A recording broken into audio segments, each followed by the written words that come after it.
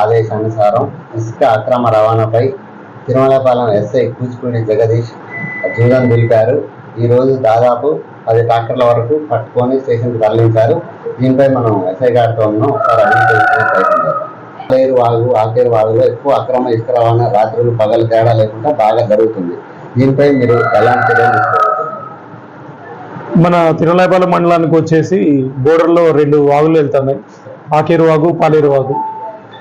ఆకేరు వాగు దాదాపు మనకి పడమరతండ అనేది డిస్టెన్స్ ఒక 10 కిలోమీటర్స్ 12 కిలోమీటర్స్ మధ్యలో వస్తుంది. పడమరతండలో మనం నియర్లీ వాళ్ళు ఫోన్ చేసినా ఒక 10 to 15 మినిట్స్లో చేరుకోగలం అక్కడికి. దాదాపు ఇప్పటి వరకు లాస్ట్ టైం అయితే ఒక 20 కేసెస్, ఇప్పుడు ఒక 8 కేసెస్, మొత్తం 28 కేసెస్ రిజిస్టర్ చేసినాం మన అక్రమంగా శానిటర్లు వేసిన ట్రాక్టర్ల మీద.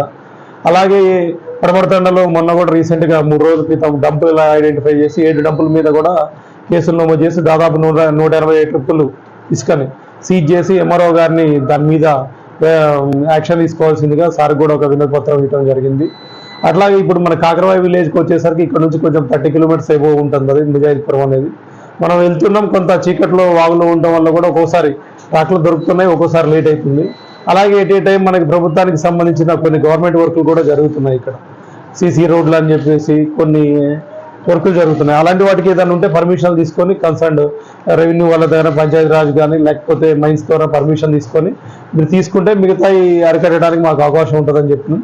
వాళ్ళు కూడా కొంతమంది పర్మిషన్లు తీసుకున్నారు.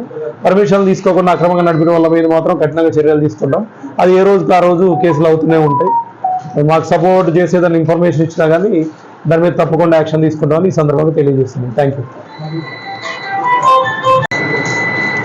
ప్రస్తుతం జరుగుతున్న అక్రమ ఇసుక రవాణాపై ఎలాంటి లోటుపాట్లకు పాల్పడ్డా, అక్రమ రవాణా చేసినా కఠిన చర్యలు తీసుకుంటామని ఎస్ఐ కూచిపూడి జగదీష్ గారు వివరించారు.